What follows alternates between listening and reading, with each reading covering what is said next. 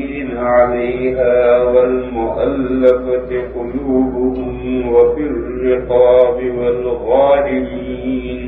والغارمين وفي سبيل الله وابن السبيل فريضة من الله والله عليم حكيم. مصارف زکات بیان کی ہوئے تھے. فقراء مساکین زکات کی وصولی اور زکات کی تقسیم کے ڈپارٹمنٹ میں کام کرنے والے ملازمین، وہ لوگ جن کے دلوں کو اسلام سے اور مسلمانوں سے جوڑنا مقصود ہے، وہ غلام جنہوں نے اپنے آقاؤں سے آزادی کا سودا کر رکھا ہے، کتابت کا معاملہ کر رکھا ہے، انہیں رقم بھر کر کے آزادی حاصل کرنی. ان 5 جگہوں میں زکوٰۃ خرچ کی جا سکتی. چھٹی جگہ ہے غارمین. امام ابو حنیفہ علیہ الرحمن نے اس کی تفسیر کی ہے مدیون، مقروض، جو قرضے کے بوجھ میں دبا ہوا ہے، اس کو زکوٰۃ دی جا سکتی ہے تاکہ وہ زکوٰۃ سے اپنا قرضہ بھر کر کے فری ہو جائے. یہ امام ابو حنیفہ علیہ الرحمن نے تفسیر کی.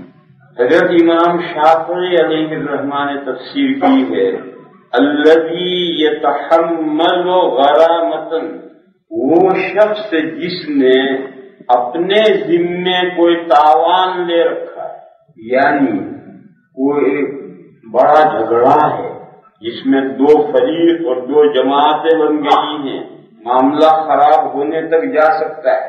ایک شخص نے، جیسے مثال کے طور پر کوئی قتل ہو گیا، اب مقتول کے ورثہ کہتے ہیں قصاص لاؤ، دیت لاؤ.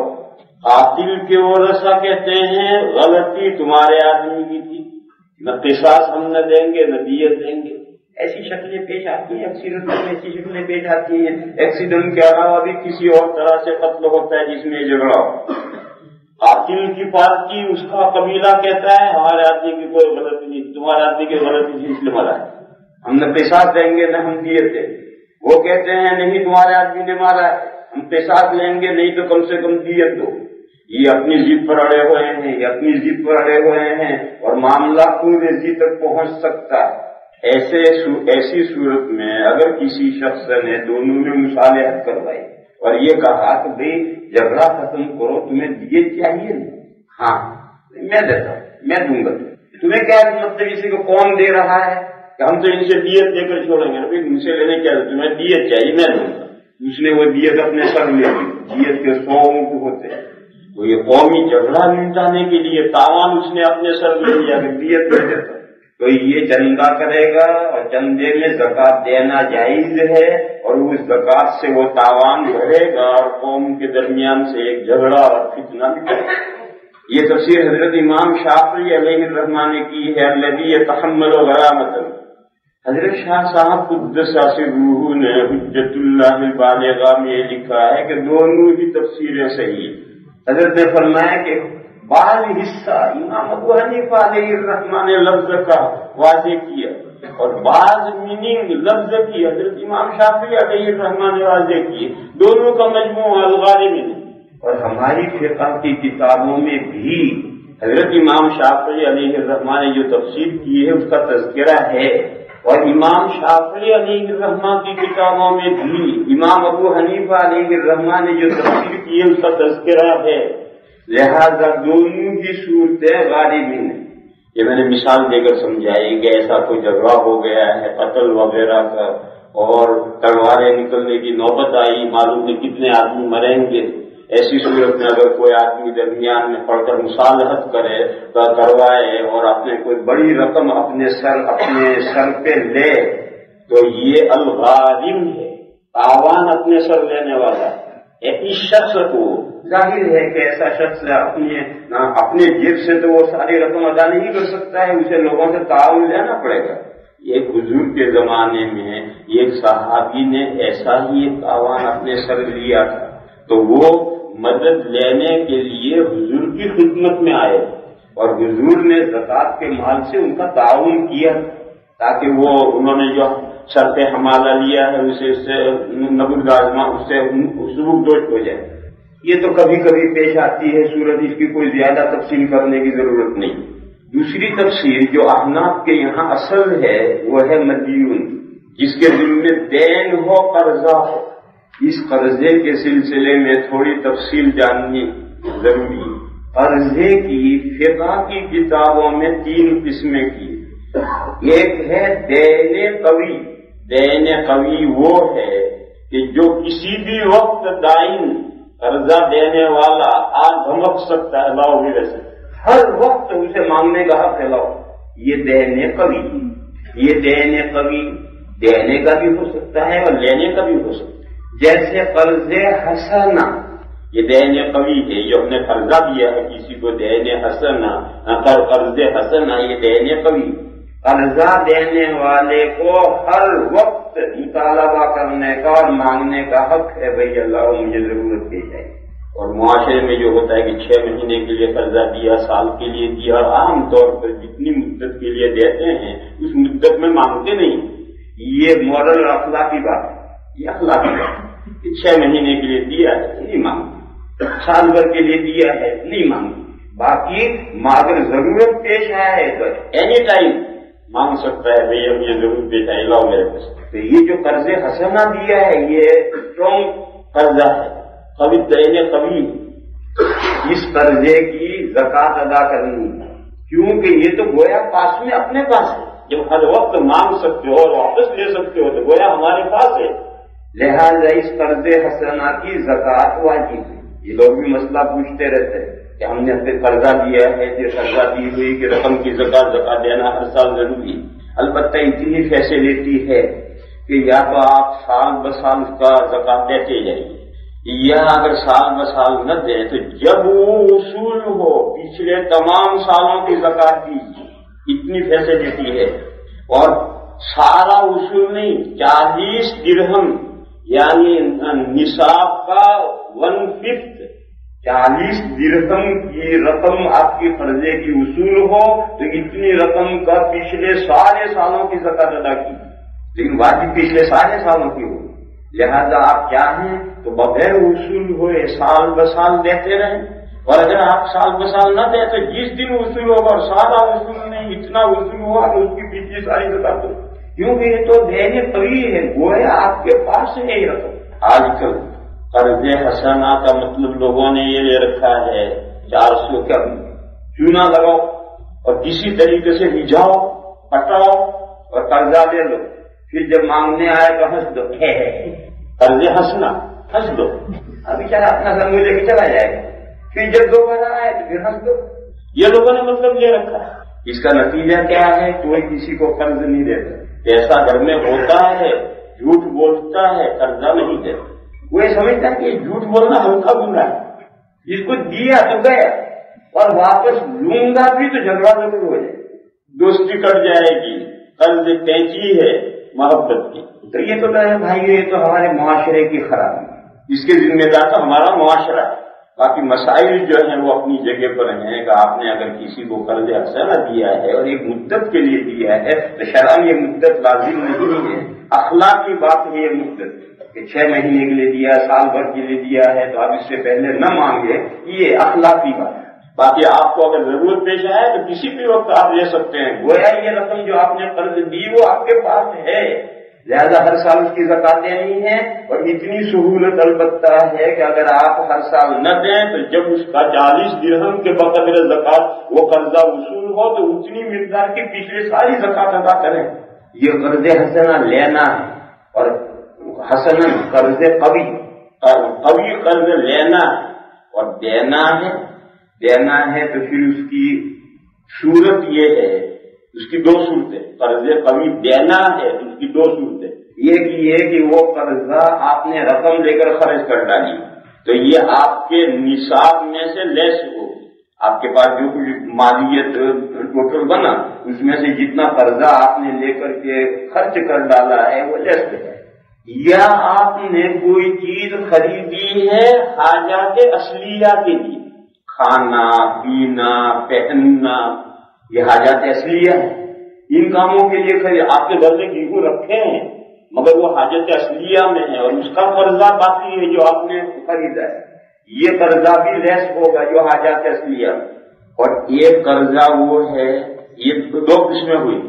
دین قوی جو آپ کو دینا ہے، وہ اگر آپ نے قرضہ لے کر کے اسے استعمال کر ڈالا ہے، کھانے پینے میں اپنی حاجات اصلیہ میں خرچ کر ڈالا ہے اور اس کا کوئی عوض آپ کے پاس نہیں ہے تو وہ لیس ہو.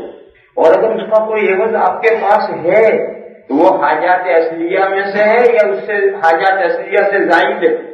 حاجات اصلیہ میں سے، کھانے پینے پہننے کے لیے آپ نے اس سے کوئی چیز خریدی، اس کے پیسے دینے ہیں، یہ بھی لیس ہو.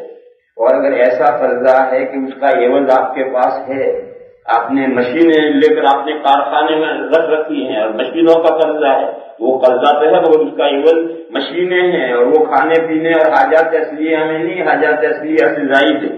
اور قرضہ کیش ادا کرنا، قرضہ کیش ادا کرنا ہے مگر اس کے عوض آپ کے پاس ہے، حاجات اصلیہ میں نہیں.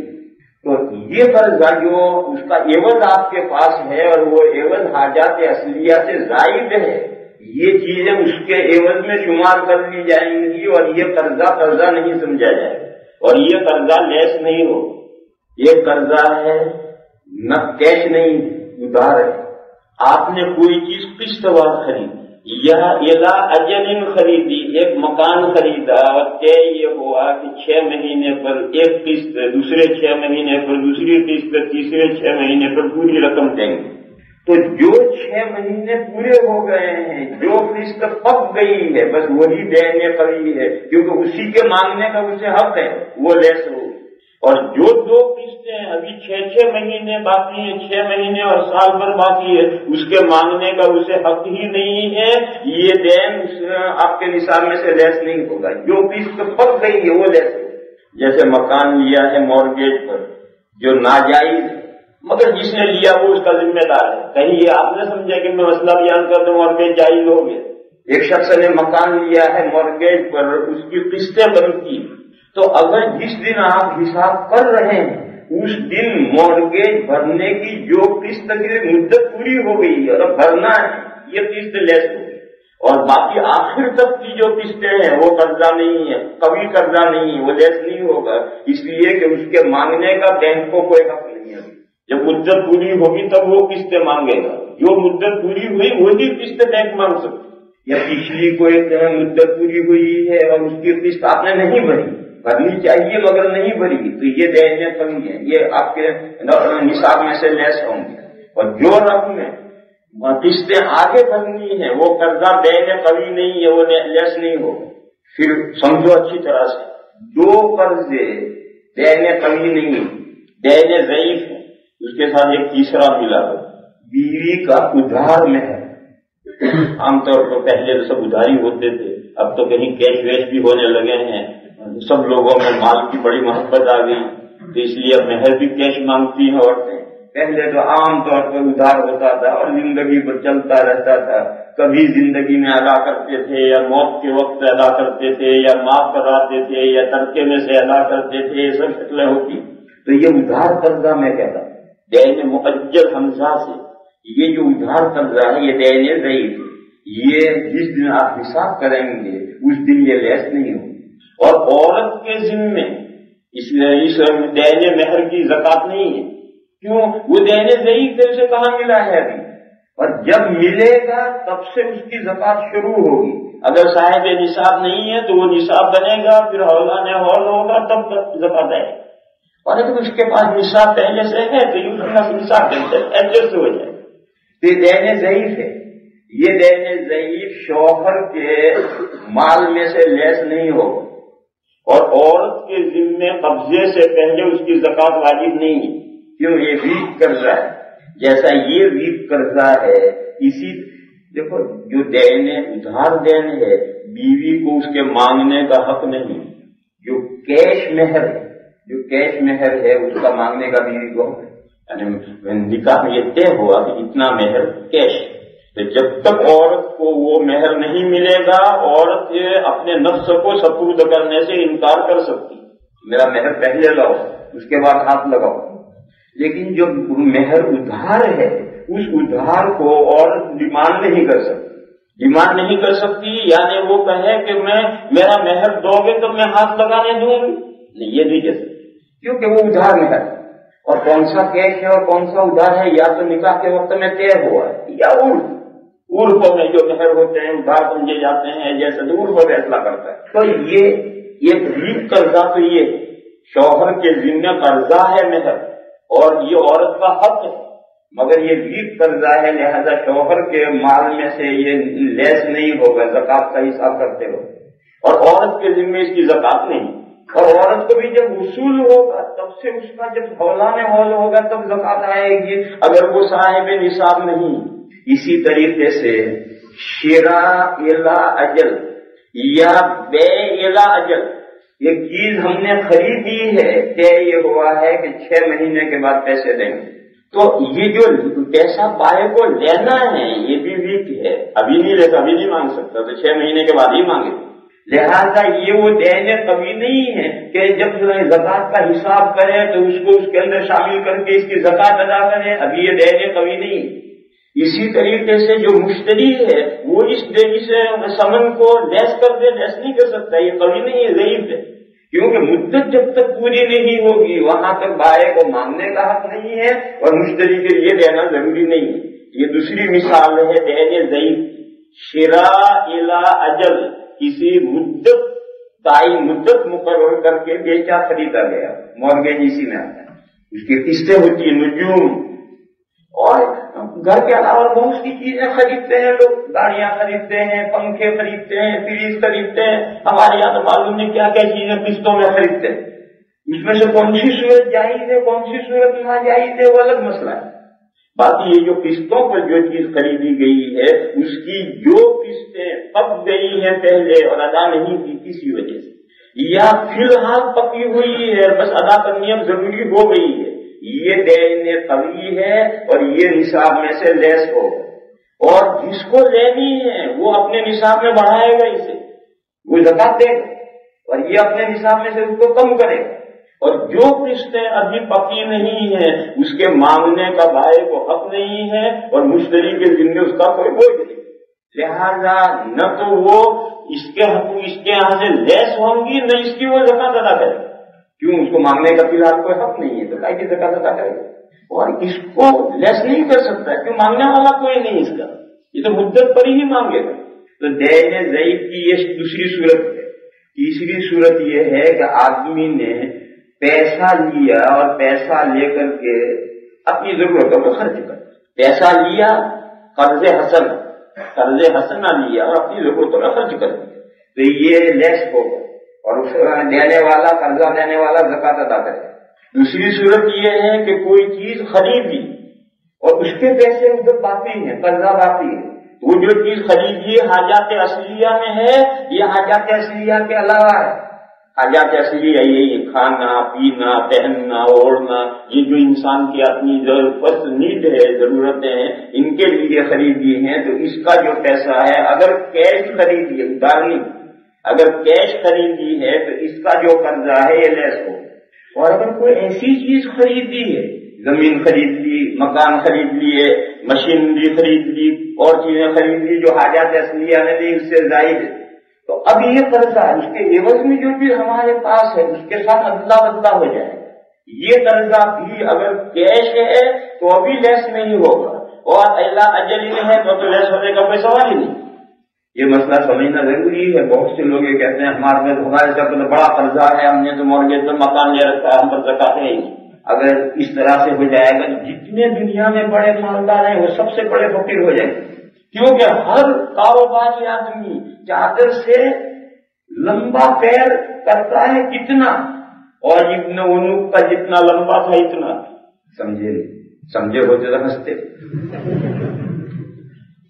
ایک جھوٹا قصہ ہے، ایک شخص ہے اوج، عین واو جیم اوج، اس کے باپ کا نام انوق، کہتے ہیں وہ حضرت موسیٰ علیہ السلام کو حکم تھا کہ جاؤ عمالقہ سے لڑو، تو حضرت موسیٰ علیہ السلام نے 12 آدمی روانہ کیے تھے دشمن کے علاقے کا سروے کرنے کے، تو وہ انہوں نے سروے کیا تو وہاں انگور اتنا بڑا، سیب اتنا بڑا، کیلا اتنا بڑا، کھجوریں ایسی ایسی ایسی، بڑی عجیب نعمتیں بھارت نہ ہو رہا ہو. اور مگر آدمی بھی وہاں ایسے ہی. یہ باہر جا رہے تھے، وہ اور ابن انوف آئے. اس نے پوچھا تم کون ہو؟ تو انہوں نے کہا کہ ہم تمہارے ملک میں CID بن کر آئے ہیں سروے کرنے. اچھا. اس نے پائچہ نیچے سے باندھا اور 12 کے 12 بندر گھسا. یہ سب ایسے ہی دل خوش کرنے کے بعد ڈیوٹی کرتے ہیں. سب کو گھر گیا اور اس نے بیوی سے کہا کہ دیکھو ہمارا دشمن آیا ہے اور میں پجامے میں بھر کے لایا ہوں سب کو. اور اس نے پانچا کھولا اور گرا ہے تو 12 آدمی نکلے اندر سے. دیکھو یہ ہمارے ملک میں CID بن کر آئے، کچل دوں. اس نے بیوی سے کہا کچل دیں ان کو. تو بیوی نے کہا کیوں کچلے، جانے دیں ان کو واپس. ابھی تو کچلے گا کہ 12 مریں گے، اور جب یہ اپنی قوم میں جا کر 13 حال سنائیں گے تو وہ سارے کچل جائیں گے، مر جائیں گے. تو اس نے کہا ویری گڈ جائے. خیر وہ 12 آئے. انہوں نے طے یہ کیا بابا نے آپس میں کہ قوم میں جا کر کے یہاں کی خیرات و برکات لوگوں کو بتائیں گے کہ سیب ایسے ہیں، انگور ایسے ہیں، کیلے ایسے ہیں، سنترے ایسے ہیں، اور لوگوں کا حال نہیں بتائیں تاکہ قوم کی دل نہ ہو جائے. تو 2 آدمی قرآن کریم میں یہ 2 آدمی معاہدے کے مطابق رہے. 10 نے چپکے چپکے وہاں کے لوگوں کی طاقت بھی بیان کر دی کہ ایسے لمبے چوڑے تگڑے لوگ ہیں. اور اس پر بنی اسرائیل ملتل ہو گئے تھے. انہوں نے موسیٰ علیہ السلام سے کہا تھا کہ اذهب انت وربك فقاتل. بہرحال ایک وقت آیا کہ پھر ان سے قتال ہوا. تو کہتے ہیں کہ یہ جو لمبا آدمی تھا جس نے وہ 12 پجامے میں بھر دیے تھے، موسیٰ علیہ السلام نے اسے قتل کیا. تو موسیٰ علیہ السلام، یہ سب جھوٹی باتیں. موسیٰ علیہ السلام 60 ہاتھ کے تھے، 60 ہاتھ کا موسیٰ علیہ السلام کا قد تھا. اور حضرت کے پاس لاٹھی 60 ہاتھ کی تھی، 60. اور حضرت نے 60 ہاتھ چھلانگ لگائی تھی، اور چھلانگ لگا کر لاٹھی ماری تو اس کے ٹخنے پر لگی. اسے وہ دھڑام دے کر گرا، مر گیا. پھر اس کی جو پنڈلی کی ہڈی تھی اس سے افغانستان میں ایک پل بنا ہے. افغانستان کا ایک مجاہد آیا تھا بے وقوف. اس نے مجھ سے کہا حضرت علی نے انہیں وہ تو اور جتنے انہوں نے اس نے کہا حضرت علی لڑنے کے لیے آئے تھے افغانستان فتح کرنے، تو ایک کافر کو مارا تھا، اس کی پنڈلی کی ہڈی ہمارے ایک پل پر، ایک ندی پر رکھی، وہ پل ہے اس پر لوگ گزرتے ہیں اب بھی ہے. میں نے کہا حضرت علی کہاں آئے تھے افغانستان میں. یہ سب گپ ہیں لوگوں. تو اس طرح میں کہہ رہا تھا، پتا نہیں میں کہاں سے کہا، میں بھی گپ میں کہاں سے کہا نہیں ہے. ہاں میں یہ کہہ رہا تھا کہ اور ابن انوف کا جتنا لمبا پیر تھا، یہ جتنے بڑے بڑے بزنس مین اتنا لمبا پیر کرتے ہیں اور پھر پھنستے ہیں اور پھر سود پر بینکوں سے قرضے لیتے ہیں اور سود دینے میں انوالو ہو جاتے ہیں. اس لیے اگر اس طرح سے ہوگا تو پھر جتنے بڑے کاروباری ہیں سب اللہ کے اعلیٰ درجے کے فقیر ہوں. اس لیے اس مسئلے کو سمجھو. جو چیز خریدی ہے کیش، اس کے پیسے دینے، وہ فرسٹ نیڈ کھانے پینے وغیرہ ضروریات کے لیے خریدی ہے تو وہ قرضہ لے سکتے. لیکن جو چیز کیش خریدی ہے اس کے پیسے فی الحال دینے ہیں مگر اس کا عوض ہمارے پاس موجود ہے اور وہ حاجات اصلیہ سے زائد ہے، تو پھر وہ اس کے ساتھ عدل بدل ہو جائے گا، وہ قرضہ لیس نہیں ہوگا.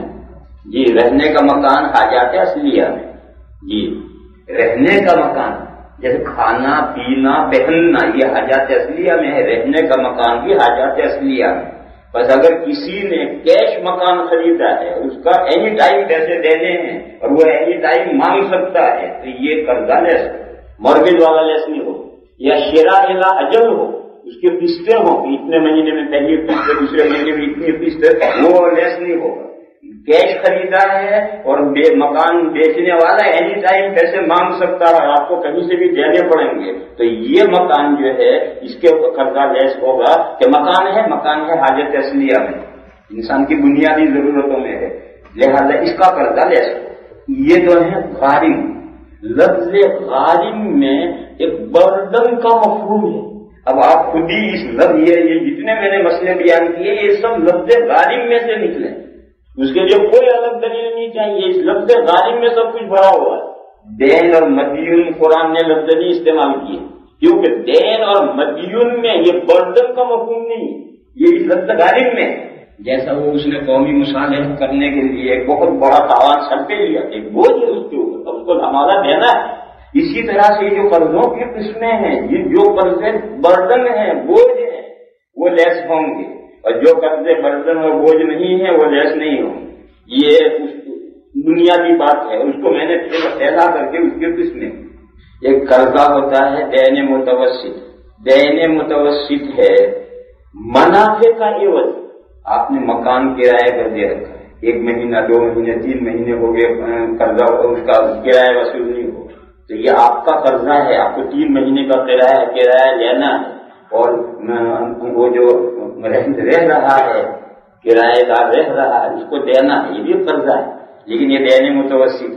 اسی طرح سے ایک آدمی نے کسی جگہ نوکری کی اور اس کو مہینے پر تنخواہ نہیں ملی، مہینے پر تو ہمارے یہاں ہوتی، آپ کے یہاں شاید ہفتے پر ملتی، تو وہ نہیں ملی، وہ مقررہ مدت ہفتہ ہو گیا نہیں ملی، ہمارے یہاں مہینہ ہوا نہیں ملی۔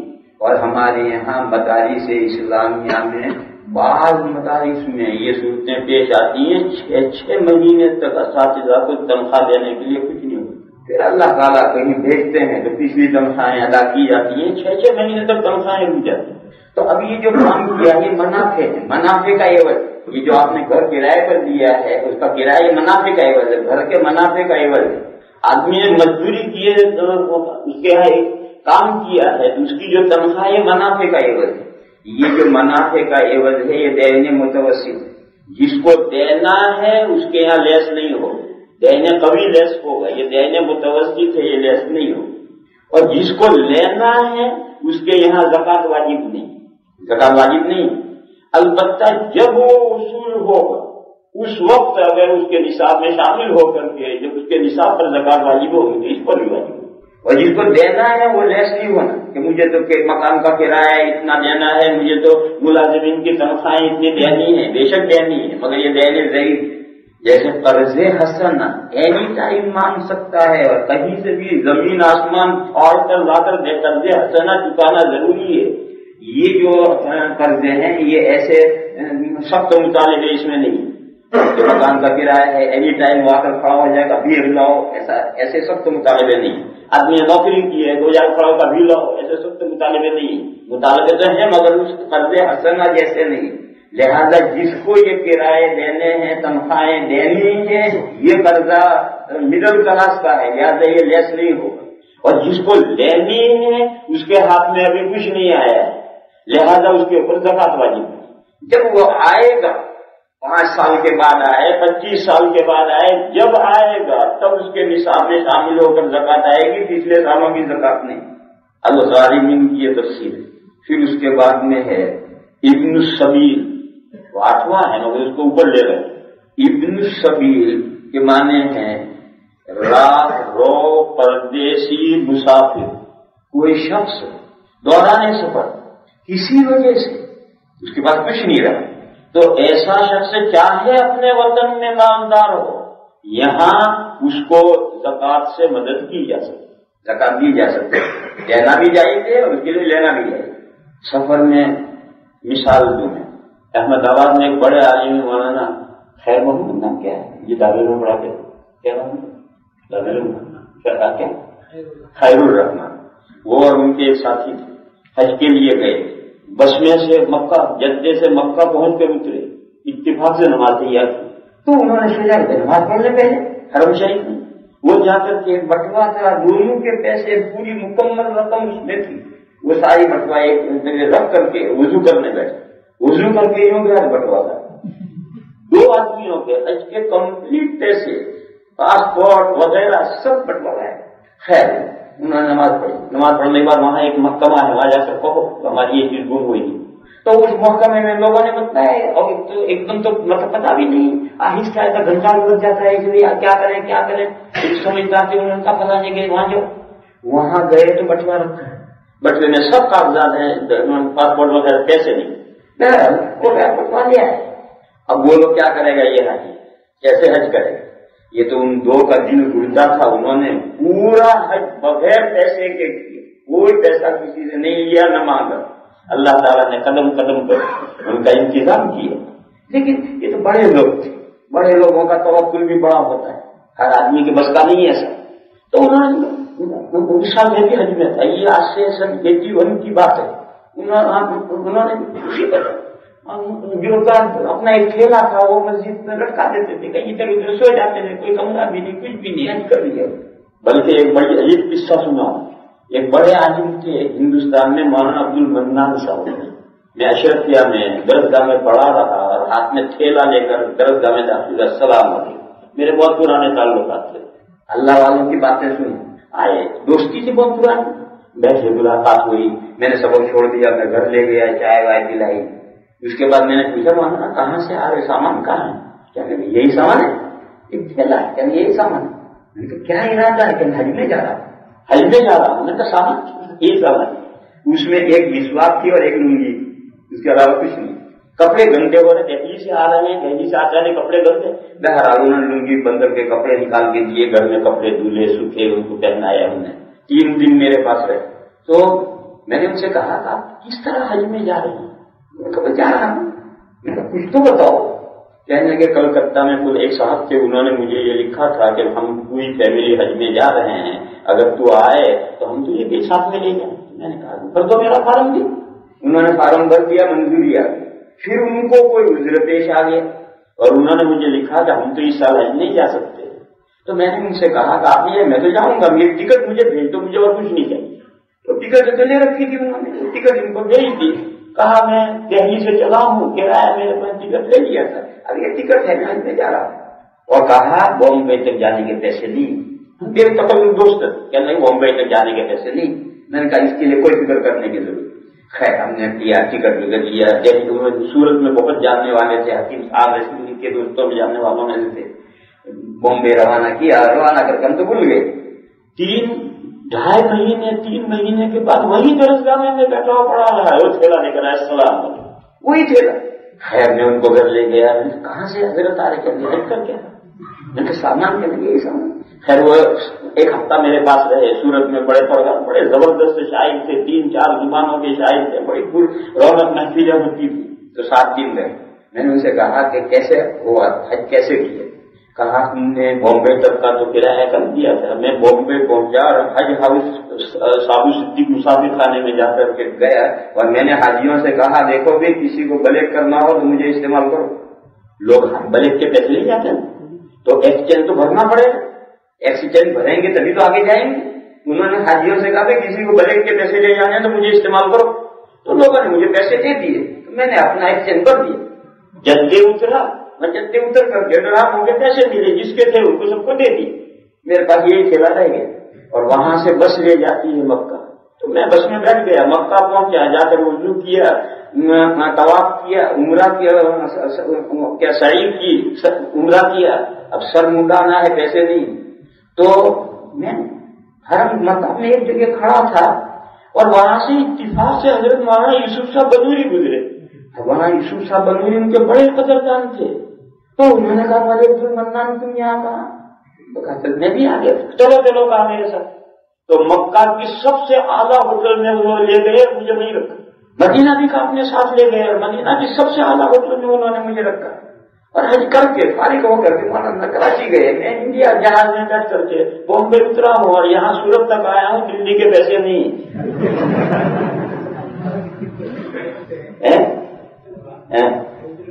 اسی سے میں نے کہا کوئی فکر کی بات نہیں ہے. دہلی تک کا اس وقت تو انہوں نے مجھ سے یہ کہا تھا کہ مجھے حضرت رائے پوری نے یہ کہا تھا کہ تو 3 حج کرے اور میں 3را حج کر کے آیا ہوں، اب میں زیادہ دنوں تک نہیں جیوں گا. خیر وہ ہفتہ بھر ہو کے بڑی محفلیں رہی. ہم نے فرنٹیئر میں ان کا ریزرویشن کرایا، رات میں فرنٹیئر آتا ہے اور 50-60 آدمیوں کا مجموعہ ان کو چھوڑنے کے لیے گیا. پلیٹ فارم پر بھی شاعری ہو رہی ہے اور اسی میں فرنٹیئر آیا، ہم نے ان کو بٹھایا، دعا سلام کر کے ہم اتر گئے. گاڑی روانہ ہو گئی. بعد میں معلومات ٹکٹ تو ہمارے پاس ٹکٹ دینا ہی بھول گئے. اب بڑی پریشانی. ہم نے اسٹیشن ماسٹر سے جا کر کہا کہ بھائی بڑودا فون کرو، ایسی صورت حال پیش آئی. اب رات کی آدھی رات کو فرنٹیئر وہاں آتا ہے تو فون کیا بیچارے نے کہ ایسا واقعہ ہے اور ان کا ٹکٹ یہاں رہ گیا ہے. بہرحال اللہ کا یہ کرنا کہ ریزرویشن فرسٹ کلاس میں، اس وقت یہ سب ایسی فیسی نہیں تھے، فرسٹ کلاس ریزرویشن میں دہلی تک ان سے ٹکٹ کسی نے مانگائی، اور پیسے بھی ہم نے رکھے تھے ان کو ساتھ میں، ٹکٹ کے ساتھ پیسے دینے کے لیے، وہ پیسے بھی ہی رہ گئے، ان کے پاس یہ گرنے پیسہ نہیں۔ اللہ کا یہ کرنا کہ فرنٹیئر خلاف معمول نظام الدین ٹھہر گئے، نظام الدین کا اسٹاپ نہیں، انہوں نے دکھا کہ نظام الدین اچھی بات، لیکن یہ وہ جگہ رکشا کے پیسے ہی بچ گئے، اور 3 مہینے گزرے، 3 مہینے پر ان کی وفات ہوئی۔ اللہ تعالیٰ ان کے درجات بلند فرمائے، بڑے ہی عجیب بات تھی، 3 مہینے زندہ رہے اس کے بعد۔ تو اللہ کے بندوں کے احوال تو کچھ اور ہیں، ہر آدمی کے ہر شخص کے لیے دار و رسم نہیں، لیکن عام آدمی تو پریشان ہو جائے گا۔ ایک مرتبہ ایسا ہوا کہ ایک قافلہ احمد آباد کا کلیر آیا ہوا، کون آیا ہوں گے کلیر آپ سمجھ لیں، ان کا سامان وامان سب لوٹ گیا، سوتے رہ گئے، اور مظفر نگر پہنچے تو ان کے پاس کچھ نہیں، 7-8 آدمیوں کی فیملی، بچے عورتیں، وہ اتر کر اسٹیشن پر بیٹھ گئے، اب کیا کریں؟ تو وہاں کسی نے کہا کہ یہاں تو کوئی گجراتی ہے نہیں، تم دیوبند جاؤ، وہاں گجراتی مولانا صاحب ہیں، فلاں، میرا نام لیا انہوں نے۔ تو وہ پورا اپنی فیملی کے ساتھ وہ دیوبند آئے، دیوبند وہاں مظفر نگر سے قریب ہی، بس آئے وہاں آ کر کے میرے گھر کی سے گھومتے پہنچے، بہرحال میں نے کھانے وانے کا انتظام کیا سب۔ اس کے بعد انہوں نے کہا کہ یہ صورتحال ہے، میں نے ان سب کی ٹکٹ بنوائے، ٹکٹ ان کو دی، اور پیسے خرچے کے دیے، اور میں نے زکات ہی میں سے دیے، مگر ان سے نہیں کہا، مگر میں نے زکات ہی میں سے سب دیے تھے، اور بھی پیسہ دیا، احمد آباد بھائی اطمینان پہنچ جائے۔ اور وہ یہ کہنے لگے ہم جاتے ہی پیسے بھیجیں، آج 20 سال ہو گئے اب تک نہیں بھیجے، لیکن میں نے تو پہلے ہی سے اس رقم میں سے ان کو کیا تھا، لیکن فرض کرو اب ایسے مسافر آتے ہیں، تعاون نہ کرو تو کچھ بھی کرو تو کہاں سے واپس آنے کے، اور اتنے پکے وعدے کبھی جاتے ہی ہم میں یاد کریں گے۔ خیر یہ صورتحال ہے، اس صورتحال میں اللہ تعالیٰ نے اس کا باقاعدہ ذکر کیا ہے کہ آپ مسافر اس دوران سفر اگر تلاش ہو جائے، مدد کا محتاج ہو جائے تو زکات کے مال میں سے اس کی مدد کی جا سکتی۔ آج کل یہ مسئلہ کھڑا کیا ہے مفتیوں نے کہ اب یہ مسئلہ ختم ہو جانا چاہیے۔ کیوں؟ کہا تو آپ ٹیلی فون کیجیے، گھر سے پیسہ آئے 1 گھنٹے میں آئے گا، ٹیلی فون کیجیے، گھر کا مالدار ہے تو گھر ٹیلی فون کریں، 1 گھنٹے میں پیسہ آئے۔ یہ رائے صحیح نہیں، یہ فیسلٹی ہر آدمی کو حاصل نہیں، اور ہر آدمی کر بھی نہیں سکتا۔